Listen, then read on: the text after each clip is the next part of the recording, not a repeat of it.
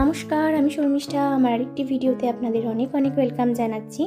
আজ বানাচ্ছি চিকেন পোলাও। তার জন্য একটা স্টিলের পাত্র নিয়ে নিয়েছি, তার মধ্যে পরিমাণ মতো সর্ষের তেল দিয়ে নিলাম। সর্ষের তেলটা গরম হলে গোটা গরম মশলা ফোড়ন দিয়েছি, আর দিয়েছি তেজপাতা, আর দুটো পেঁয়াজকে কুচি করে দিয়ে দিয়েছি।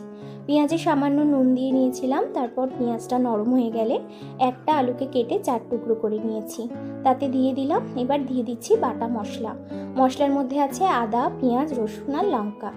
তারপর দিয়ে নিচ্ছি গুঁড়ো মশলা। গুঁড়ো মশলার মধ্যে জিরে গুঁড়ো, ধনে গুঁড়ো আর সামান্য লঙ্কার গুঁড়ো, আর স্বাদ মতো নুন আর চিনি দিয়েছিলাম। এখানে আমি 600 গ্রাম মতো গোবিন্দভোগ চাল নিয়েছি, আপনারা চাইলে বাসমতি চালেও করতে পারেন। মশলা ভালো করে কষানো হয়ে গেলে এখানে আমি চিকেনটা অ্যাড করছি। চিকেনটা ভালো করে কষিয়ে নেব।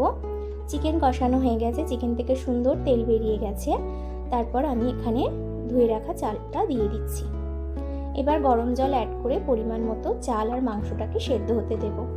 আমি উপর থেকে 1 টিস্পুন মতো কেওড়ার জল দিয়েছিলাম, আপনারা চাইলে নাও দিতে পারেন।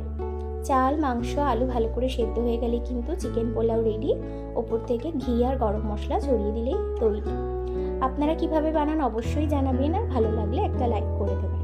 থ্যাংক ইউ সকলকে।